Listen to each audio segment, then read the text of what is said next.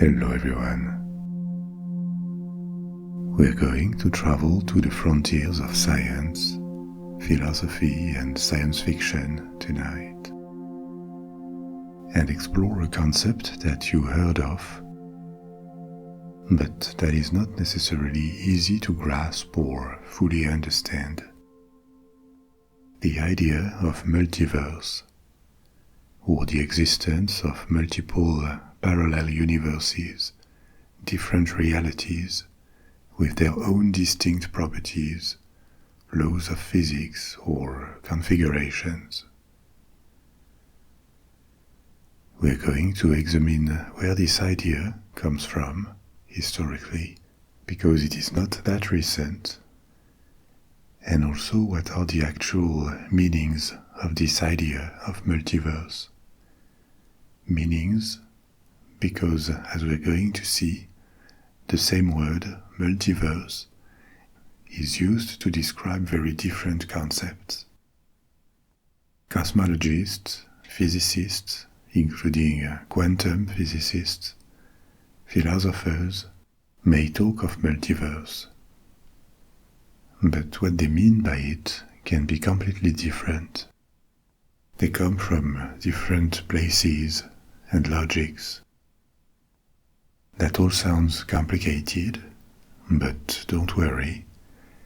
As usual, we're going to take things one by one, use concrete examples, and before you know it, you will have digested and understood a lot of things. This episode is also designed to just relax you, if you wish, and you may close your eyes at any time and let go if you feel like it. You can always come back later. If this is more convenient for you, you can also listen to my stories in other places. A majority of you are now on apps and audio platforms like Spotify, Apple Music and Apple Podcasts, or Amazon. And I recently launched a podcast version of my channel. You can find links in the description of this episode. And if you are on YouTube, in the first comment pinned under the video. Or if you wish to get more and support my work, and also contribute to keep it with as little advertising pressure as possible, you can join my Patreon for the monthly amount you wish, starting from $1, €1 or £1. I let everyone decide what they consider appropriate. This would give you access to the patrons-only and completely ads-free podcast on multiple platforms, all episodes with or without background sounds, advanced releases, the possibility to download everything I do, surveys, a dedicated chat for patrons, and more things. So you're welcome if you wish to join. But for now, let's get started with our conceptual, scientific and historical journey. I said historical because in order to really grasp the different meanings of the term multiverse, we need to go back in time and understand what concepts it names, where it came from. The early philosophical roots of the idea of parallel realities is often traced back to ancient Greece, and especially to a philosopher of the 6th century BC called Anaximander. Why? Because this rather obscure philosopher, actually we don't have his entire body of work, just fragments and references to his ideas from other authors. So this thinker came up with important new concepts. The first one was the hypothesis that our universe was made of a fundamental principle that he called the Apeiron, a term that meant infinite.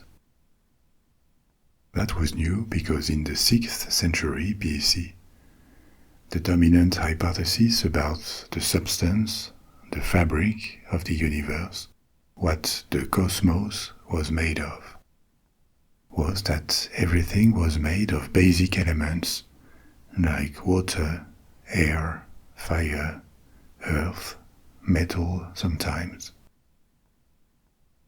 In ancient Greece and other parts of the world, this elementary hypothesis dominated.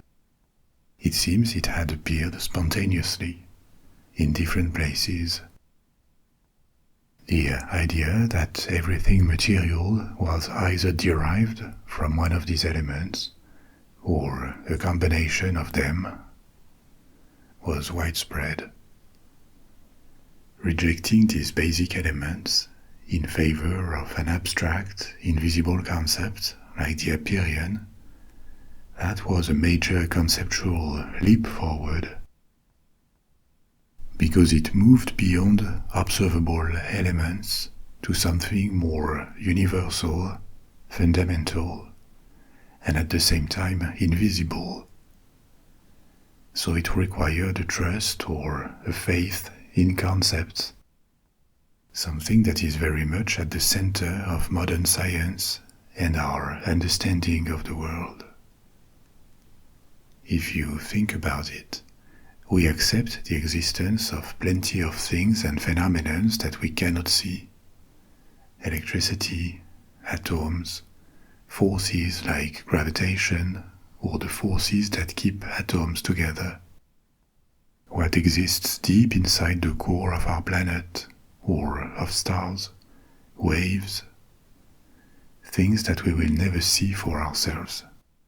They have to be observed with instruments, or they are deducted from the effects they produce and from other things we know.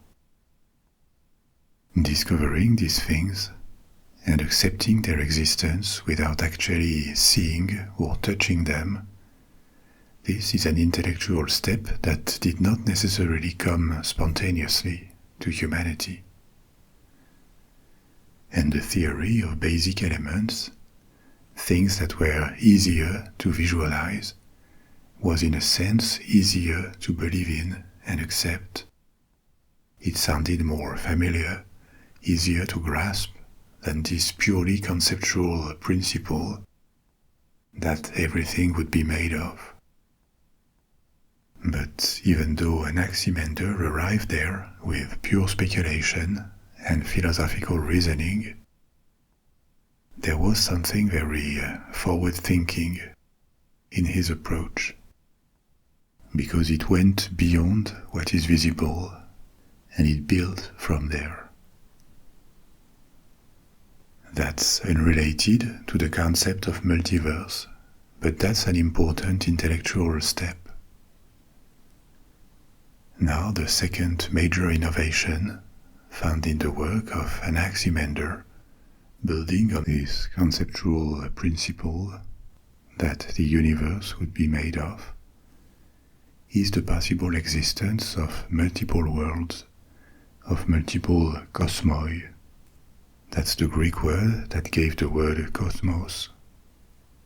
He thought, if the world is made of this principle that is infinite, boundless, including the rules that govern everything, then a multiplicity, an infinity of combinations is possible. Worlds that could be different in their appearance, the matter they would be made of, even the laws they would abide to. He didn't say these potential worlds existed at the same time. So in that sense, he did not really develop the concept of multiverse, of multiple coexisting realities. But he just said that if we accept that the fabric of the universe was this infinite principle, then all sorts of worlds could appear from it. and possibly exist for a time, then disappear, and things would recombine to create another world, and so on. We are in pure speculative territory here, and maybe some of his contemporaries found him delirious. But what matters is that this speculative vision of multiple, distinct worlds, this is a philosophical precursor to the modern multiverse hypothesis. In summary, I wanted to tell you a little about Anaximander, because he was a revolutionary, a visionary when it came to concepts. He was the first philosopher we know of to break up with the cosmological thought of his time that saw the world as one, a geocentric world too, which means it put the Earth at the center of everything. Instead, he suggested that no, maybe our world is not unique or central or eternal. His speculations about the true nature of matter that went against the theory of the basic elements was also an intuition that later thinkers would develop to come up with the idea of atoms, of unbreakable, very small bricks that matter would be made of. A concept that didn't really become dominant in ancient Greece, but that was formulated at the time. This didn't stop the theory of the basic elements to keep dominating cosmology for many more centuries, but Anaximander is important for the conceptual breakthroughs he introduced. Now the next historical stop we need to make is in the 16th century, with other breakthroughs or changes of angle that would lead to the concept of multiverse. With the 16th century, the time of the Renaissance, we have a major intellectual revolution when it comes to cosmology. The questioning of geocentrism, the vision that put Earth at the center of the universe, which at the time, until the end of the Middle Ages, was defended by both the Catholic Church and scholars in universities. The intellectual father of this revolution was Copernicus, the astronomer who formulated a heliocentric model, one that displaced Earth as the center of the universe, instead of the traditional model that put Earth under a large celestial dome, where the sun, the moon, the planets and the stars would move, which was the dominant depiction of the cosmos. Copernicus placed the sun at the center, with Earth now becoming a planet. As we know today, putting the sun in place of Earth as the center of the universe is as questionable as the geocentric model. The sun is only the center of the solar system. But Copernicus' system described way better the movements of planets and explained plenty of things, from the alternance of nights and days to recent discoveries at the time. Discoveries such as that Jupiter had satellites of its own, the 4 Galilean moons discovered by Galileo. For the record, the intuition of a heliocentric model had first been formulated 18 centuries earlier by an ancient Greek astronomer, Aristarchus of Samos. But Copernicus developed his model independently, it seems, and went farther, with actual observations and calculations that backed it up. It would take a few decades, because the geocentric model would be fiercely defended by the Catholic Inquisition and also parts of academia at the time. But Copernicus would triumph in the sense that after him, the geocentric model disappeared from the scientific world, and the understanding of Earth as a planet among others stayed in place. And soon, people would also realize that the Sun was just one star among others. We're going to come back to it in a minute. But why am I mentioning Copernicus and this intellectual revolution? Because the only way the concept of multiverse could appear and develop was to get rid of geocentrism. As long as humanity thought it was at the center of the cosmos, that in a sense the reason to be of the universe was to serve as the home of mankind, the concept of multiple realities that would make our universe, our reality, only one among many, was impossible. The Earth, or humanity, had to be expelled from this central place intellectually. We had to see ourselves as mere inhabitants of a much larger universe, and not at the center of it, and maybe not important at all to it, for the concept of multiverse to become acceptable.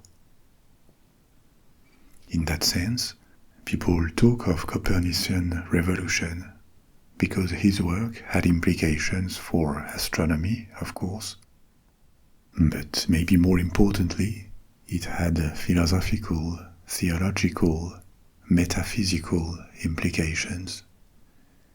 It questions the place of humanity in the universe, and this spontaneous narcissism or exceptionalism that had made us put ourselves at the center of the cosmos. This revolution was also anxiety-inducing, because it would also lead to the realization that the universe was way, way bigger than our ancestors had even imagined.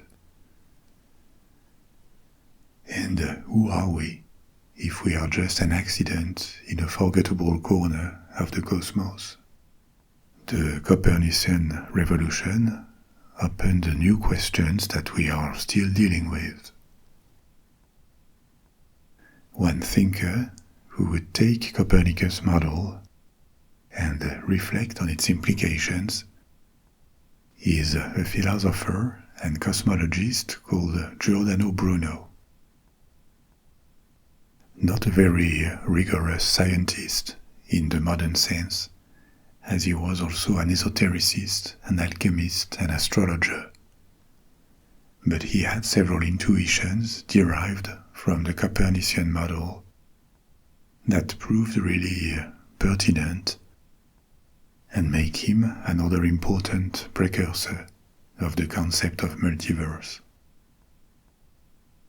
Based purely on speculation, because he did not observe the sky nor apply mathematics to astronomy, Giordano Bruno proposed that the stars in the sky were distant suns. This is something Copernicus never said. We don't know whether he had thought of it, but it doesn't seem to be the case. And Bruno went farther, supposing that these distant suns may have their own planets, exoplanets. He also mentioned the possibility that these planets might foster life. And finally, he insisted that the universe is infinite, and because it was infinite, it could have no center. Bruno's writings are not that famous because they lack empirical rigor. He was just thinking things in a mix of reasoning and imagining without proving anything. But his intuitions were powerful. Maybe it was genius, maybe it was just luck. he was one of the first to suppose that the Sun was a star, among others. And even though it took centuries, his assumptions about exoplanets were later proven right. Now, Giordano Bruno is another precursor of the multiverse concept, because he also supposed that this universe, with all these stars and these planets, was infinite. And in the following centuries, people would start thinking as the concept of an infinite universe began to dominate, about the consequences of this. If the universe was endless, but there is a finite number of combinations for matter, then it becomes unavoidable that somewhere in this infinite universe, other planets almost similar to ours exist. Maybe exactly like ours, or with just a tiny difference. In a given place, this is extremely unlikely to happen, of course. But if the universe is endless, there is an infinite number of tries going to happen.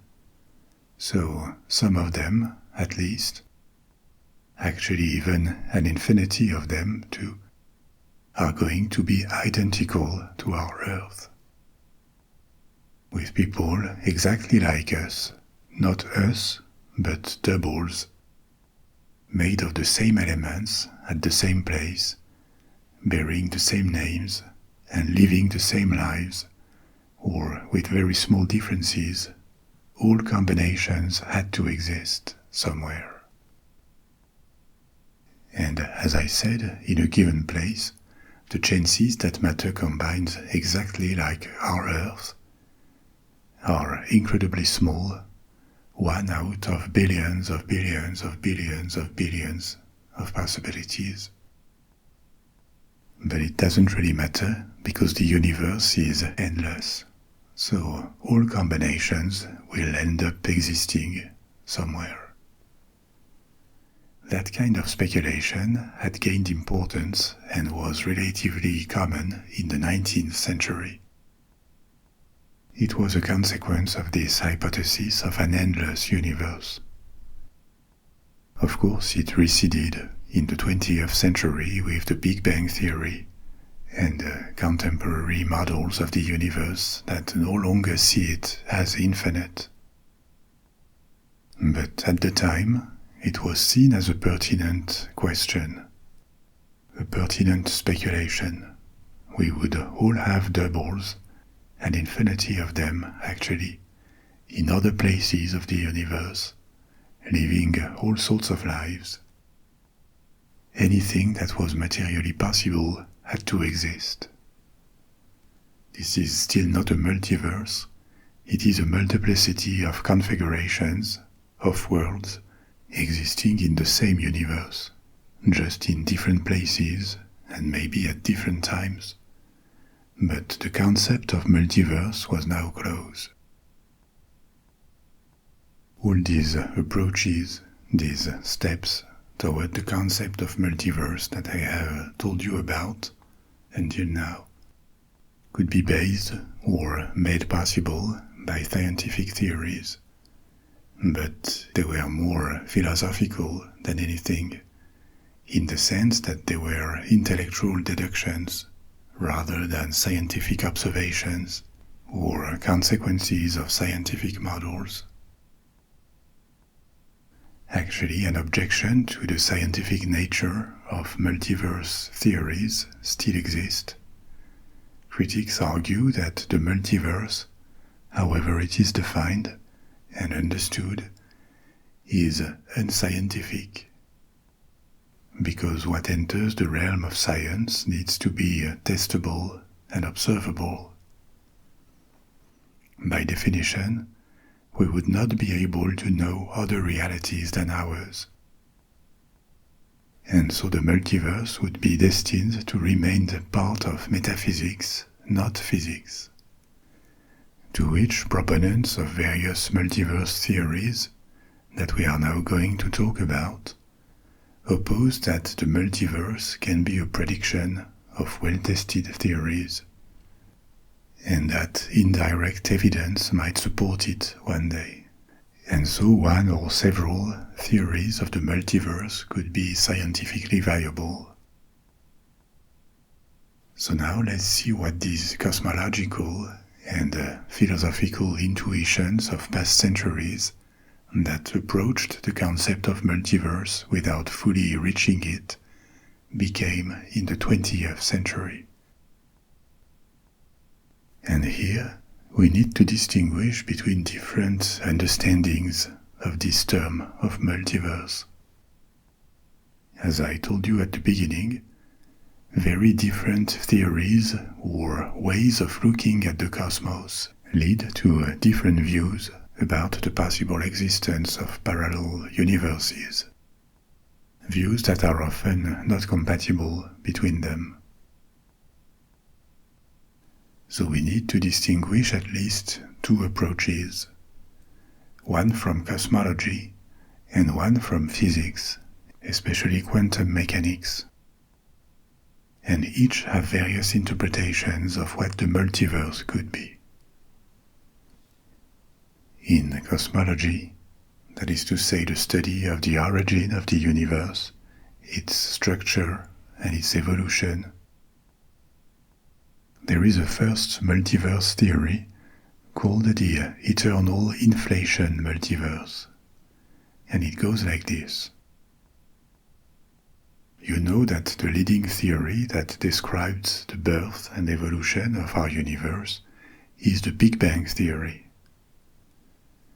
It says that everything was compacted into a single point, a singularity, that began to expand more than 13 billion years ago. A process of expansion called inflation.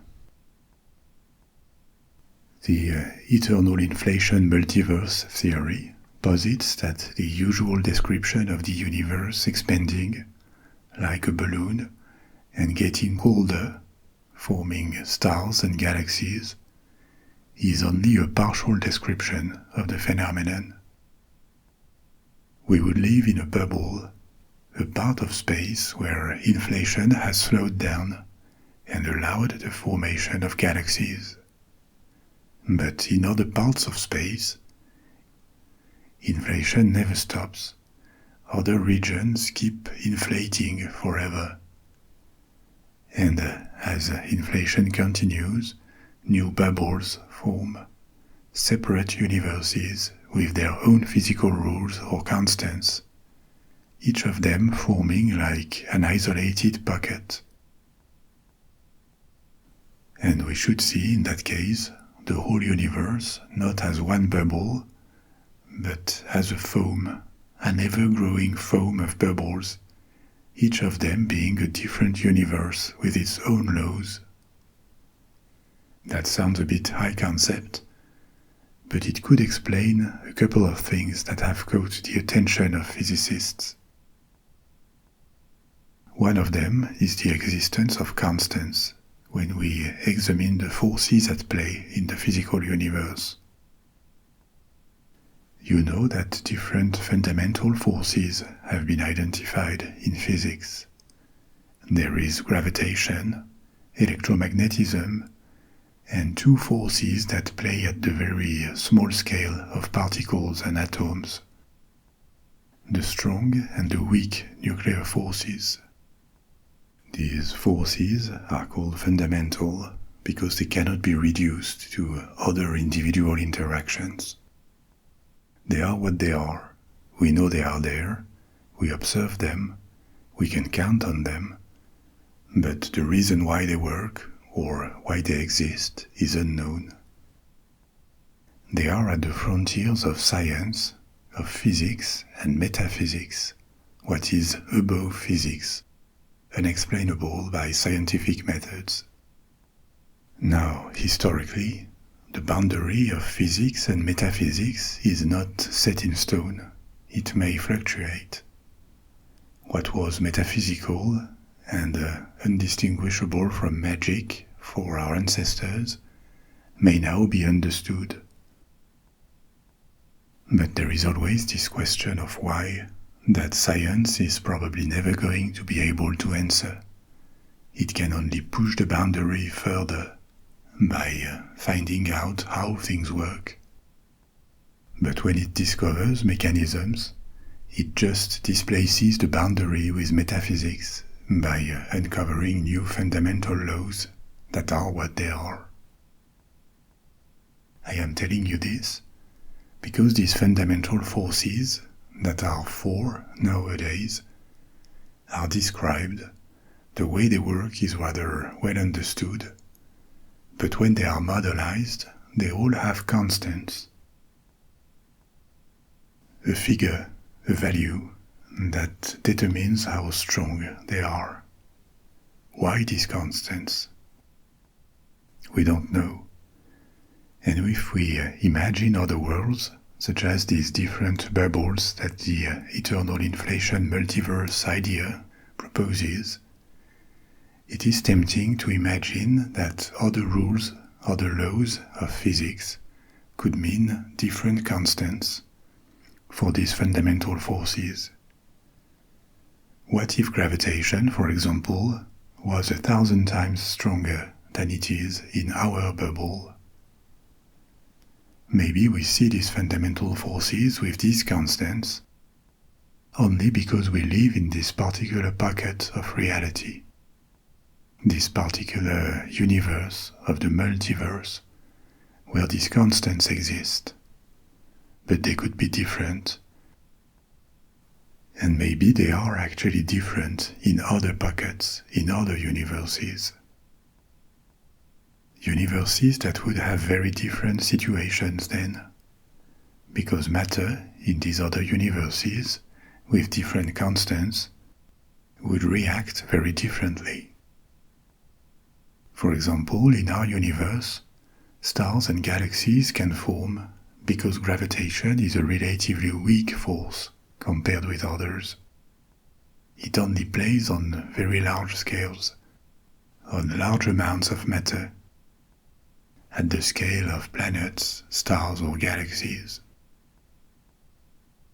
But on small objects, at the scale of an atom, a molecule, it is unimportant, negligible. But if the constant of gravitation was different, and it was thousands of times stronger, then stars or planets could not exist. They would turn to black holes with way less matter. And so the physical universe, in a pocket with that kind of constants, would be completely different, devoid of galaxies, of stars or planets. Or if we imagine another universe where the nuclear interactions would be weaker, with lower constants, maybe atoms could not form, particles would not be able to get bound between them to form atoms. And so that would in a way answer the question about these constants. Why are they what they are? In fact, they could be anything. They would be what they are in our universe, because they happen to have been set at their level in our physical bubble. But this wouldn't be inherent to these forces, and in other bubbles, far away, they could be different. As I said before, this only pushes the goalposts of metaphysics. We would just now understand why the constants are what they are in our world. But this would also kind of answer another question. These constants of fundamental forces seem to be fine-tuned for life to exist, for planets to form, for physical bodies and chemical reactions making life possible to take place. Is it the will of a higher force, a god, that would have designed these forces and their constants just for life to be possible? The theory of bubbles tells us that it may just be that, by definition, we can only observe these constants when they are fine-tuned for life, and we just happen to exist in one pocket of the multiverse where these conditions, these constants, are just right, but they can be anything. And in other pockets they are completely different. Now let's leave the bubbles alone and take a look at another cosmological approach to the concept of multiverse, which is called the cosmic landscape hypothesis. And this one is based on what is called string theory. We enter a realm of physics that becomes impossible to visualize, to picture, because it is very theoretical. But let's keep things simple. What is string theory? String theory tries to explain everything in the universe by assuming or starting with tiny strings that vibrate in different ways to make particles and forces. We don't need to elaborate on string theory. What matters is that this theory is a theoretical framework that aims to unify, to reconcile quantum mechanics, which describes the very small, like particles, and general relativity, which is about the very large scale, like gravity and the universe. String theory proposes that the fundamental building blocks of reality are not particles that would be like tiny little points, but instead tiny vibrating one-dimensional strings. These strings vibrate at different frequencies, and each vibration mode corresponds to a specific particle with its properties like mass or spin or electric charge. For example, one vibration might produce an electron and another vibration a photon. That's the very basic way of presenting it, because mathematically things turn way more complicated. For example, this theory needs more than the familiar 4 dimensions to mathematically make sense. It needs 10 or 11 dimensions. So it is not like we can accurately picture it in our minds. But we don't need that tonight. What matters is this idea that the vibrations of these tiny strings produce particles, their characteristics and forces. The theory predicts a large number of possible ways these strings can vibrate. Depending on how these extra dimensions are shaped, the order of magnitude is 10 to the power 500.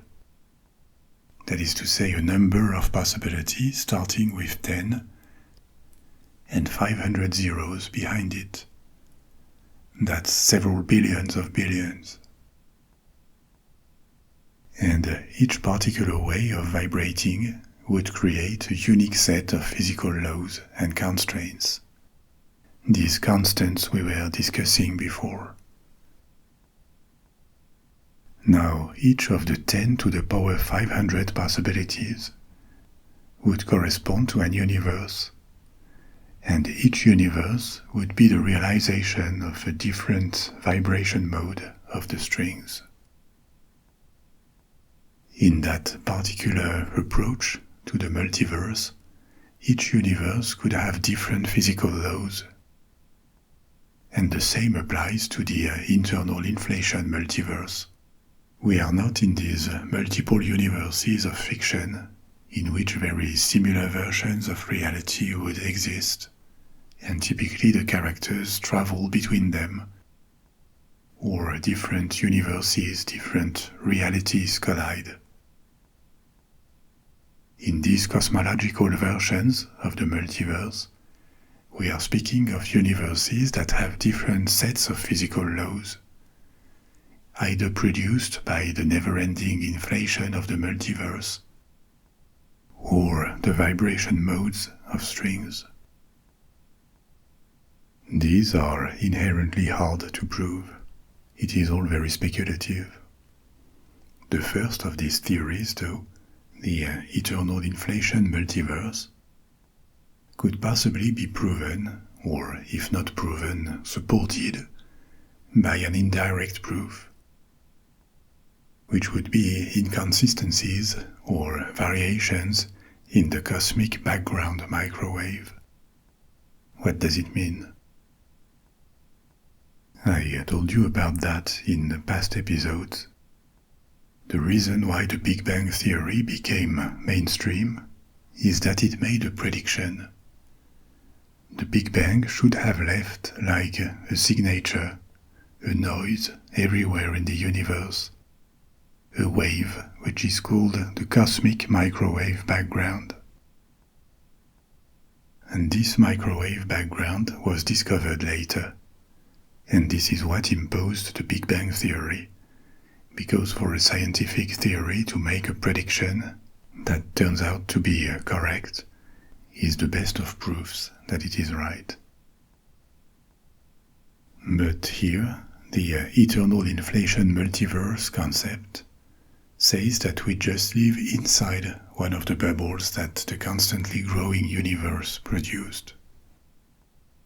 Bubbles that coexist and go through their own evolution based on their particular set of physical laws. So the hope here is to detect something in the cosmic microwave background one day that would reflect this. An anomaly, a variation, anything that could provide a clue that our universe is not the only one there is, but a pocket, a bubble among many others. I told you there were different approaches to the concept of multiverse, depending on the discipline. We talked about cosmology, and that was not exhaustive, by the way. There are other possible definitions of the multiverse brought forward by cosmologists.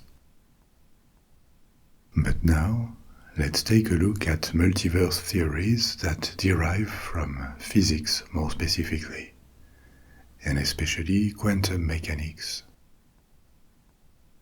They include one that has become rather well known because it is used as a device in science fiction. An idea of the multiverse called the many worlds interpretation. It is not that recent. It was proposed in the 1950s, and it starts with quantum mechanics. Here again, we don't need to go into a detailed explanation of quantum mechanics. What matters here is that in quantum mechanics there is this concept of quantum choices. Particles, like electrons for example, can exist in multiple states at once. For example, they can be spinning up or down at the same time. It is only when we measure them, when we observe them, that we see only one state. And this is what a famous thought experiment is about, and you probably heard of it. The Schrödinger's cat experiment, which was proposed in the 1930s. It is a hypothetical scenario to show how quantum mechanics works, and it goes like this. A cat is placed in a sealed box with an unstable atom that could potentially become radioactive, a radiation counter that measures radioactivity, a dose of poison, and a timer.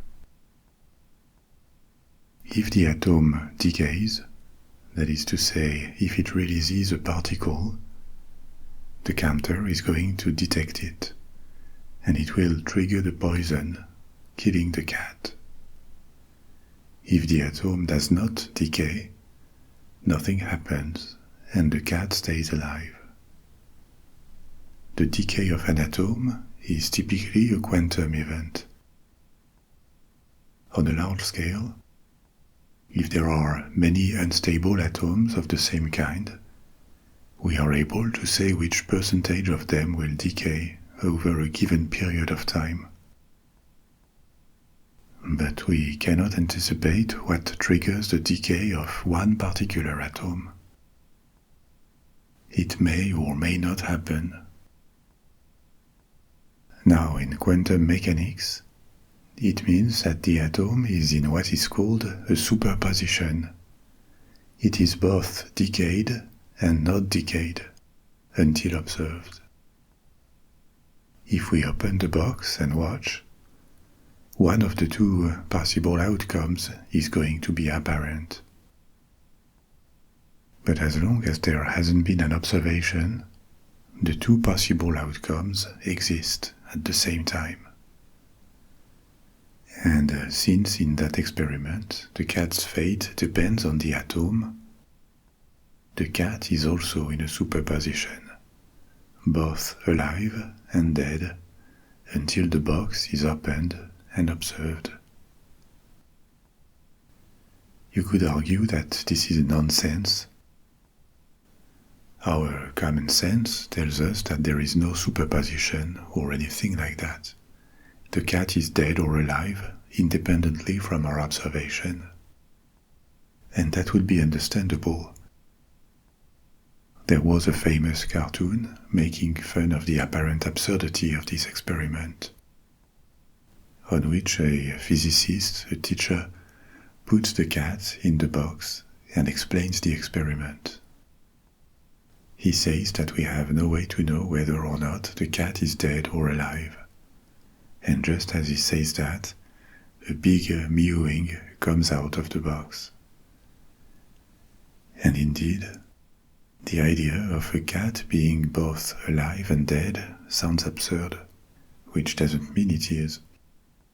It is just that quantum mechanics is often very counterintuitive. And applying its rules to everyday objects is a challenge. It tends to attack our understanding or perception of physical reality. Schrödinger, who created this scenario with the box and the cat, was perfectly aware of this. His thought experiment also serves to illustrate the strangeness of quantum superposition. But still, even though the Schrödinger's cat experiment in isolation is not very convincing in itself, it brings an insight into the quantum world and this principle of superposition of states. Now, what happens when an observer watches the opening of the box? There are two options or two schools here. One of them is that a collapse happens. Only one outcome of the quantum event happens among the various possible outcomes, and this becomes the one and only reality. The many-world interpretation says otherwise. It supposes that every time a quantum event happens, both outcomes happen, but in separate, parallel universes. The universe splits into two branches, and we see only one outcome. For example, the cat is dead, because we are in one branch of reality, whereas on the other branch, the other outcome materializes. So, in other words, the multiverse here is the demultiplication of reality every time a quantum event happens. And that means a mind-boggling number of alternate realities, of alternate universes. because every second in our universe, quantum events happen in huge numbers. As you see, this type of multiverse is very different from the cosmological multiverses we discussed before. The laws of physics would not be different from one of these universes to another. They would all just correspond to different outcomes of quantum events. There is no proof nor experiment that this is real. It is purely speculative, and maybe, after all, the possible outcomes of every quantum event just collapse into a single reality, the only reality.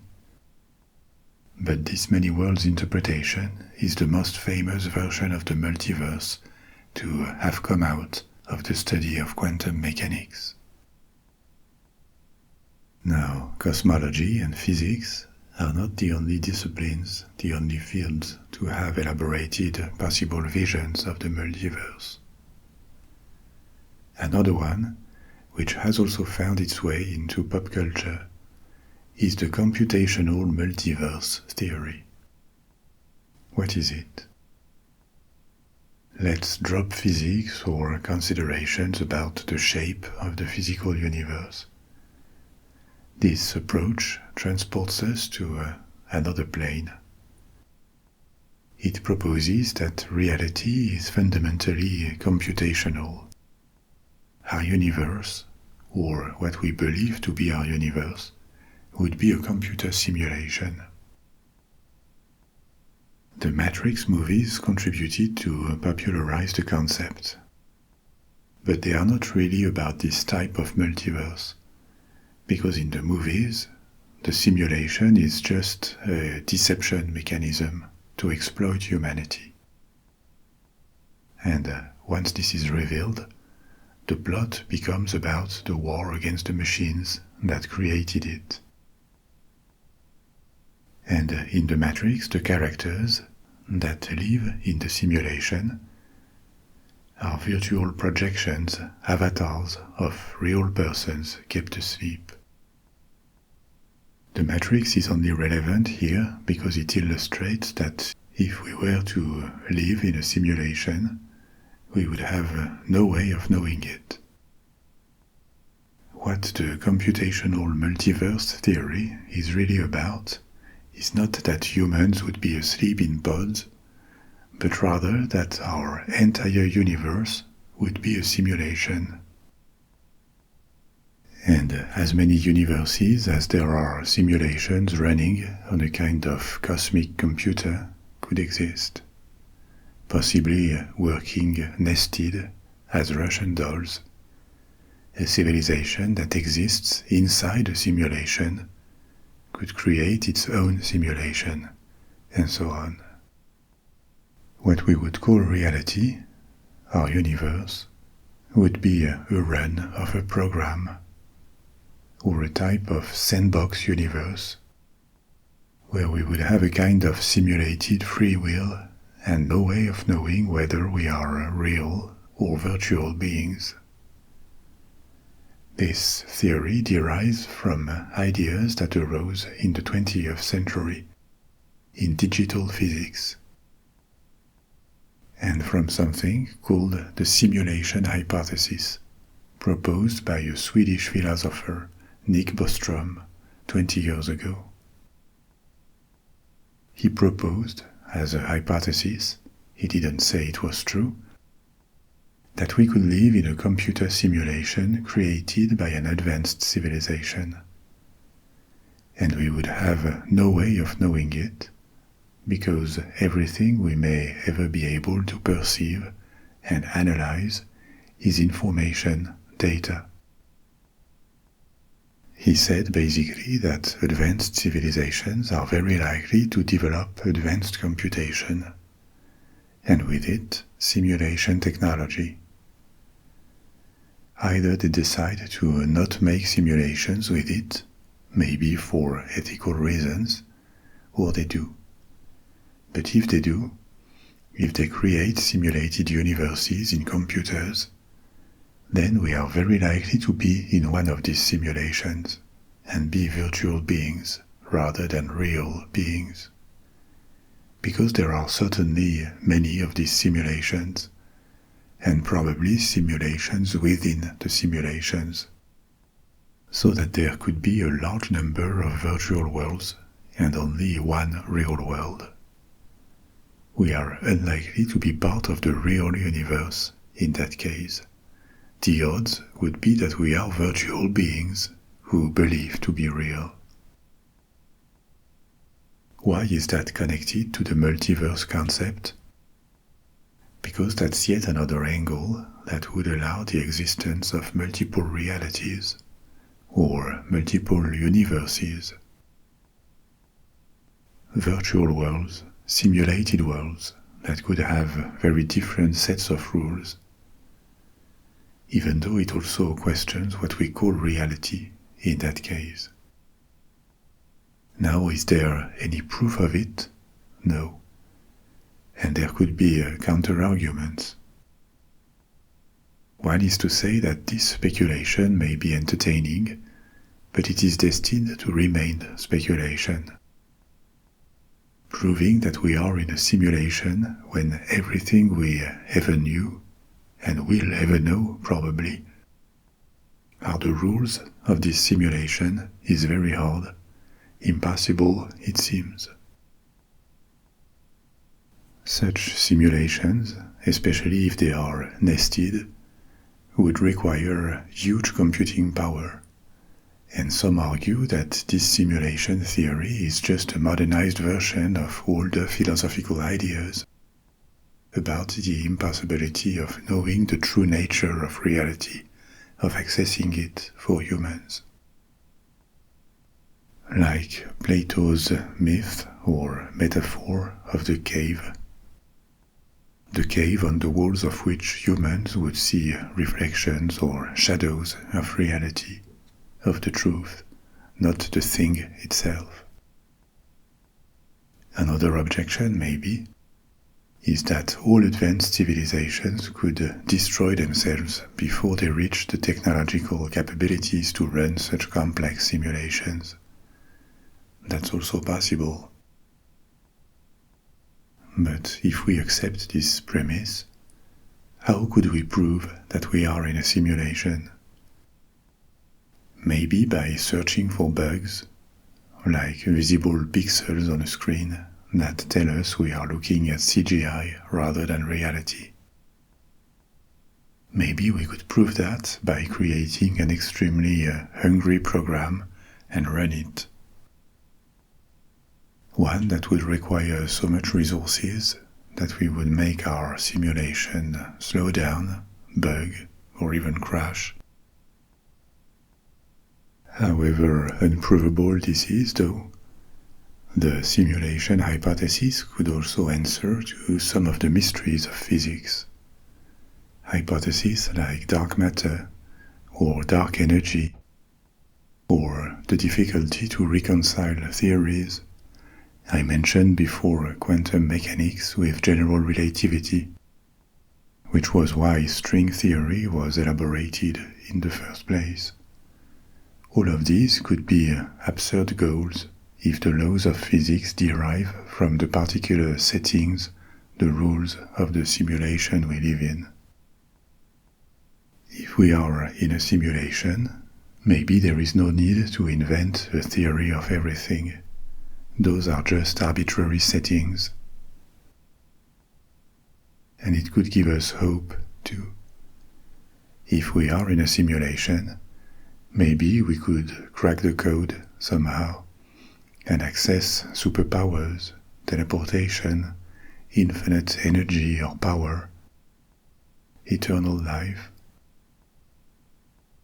There could be advantages to existing as virtual beings. So, these were just some of the approaches to the concept of multiverse. And as you see, this same word actually covers many different possibilities that are not necessarily mutually exclusive, actually. Several could be true. I also told you that the various approaches to the multiverse idea was a major source of inspiration in fiction, science fiction. So to conclude this little overview, let's take a look at this with a few movies, TV shows or books you certainly saw, read or heard about. I told you about the eternal inflation multiverse, the one with different universes appearing like bubbles or pockets of reality due to the non-stop inflation phenomenon. This provides a possible setting for different separate universes that could be connected by passages, portals. Examples of this concept in fiction include the Interstellar movie, with higher dimensional spaces. I also told you about the cosmic landscape multiverse, this idea derived from string theory that every possible vibration mode of the strings could give birth to as many parallel universes. This seems to be a plausible background for a TV show called Rick and Morty, which is a comedy, but it depicts a multiverse with infinite realities, including some with bizarre physics, so it nods to string theory's idea of diverse physical constants that we talked about. The most used approach to the multiverse is yet another idea I told you about, the many worlds interpretation. You remember, it is the one in which reality, our universe, splits and forms branches every time a quantum event happens. This is a very convenient plot device in fiction, because it can serve as background to any what-if scenario. What if the Axis powers had won the Second World War, like The Man in the High Castle, which is a novel by Philip K. Dick from 1962, and I think it was adapted as a TV show. But there are dozens of examples of these alternate history hypotheses that generally don't refer to quantum mechanics. It could just be a possible explanation. Sometimes they do refer to quantum mechanics, like in Sliders, a TV show of the 90s in which the characters slide between parallel Earths with different histories. Recently, the movie that most explored this idea was Everything Everywhere All at Once. It explicitly drew on many worlds interpretation. And finally, for the computational multiverse, I cited Matrix, but to me it is not a good example. It reflects the simulation hypothesis, yes, but there is no multiverse in it. A better example, I think, could be Westworld, with the twist that it puts us, humanity, as the creators of the simulation. But that's what it is. Westworld explores artificial worlds where conscious beings exist in simulations, ignoring what they really are, with different layers of reality that echo these Russian dolls, these nested simulations that I told you about. As usual, there could be way more to say about this theme, about the multiverse. But we have reached the end of our story for tonight. You may now let go and fall asleep, or if you're not sleepy yet, pick another story from my library. I will be back soon with a new one. And in the meantime, sleep well, sweet dreams, au revoir.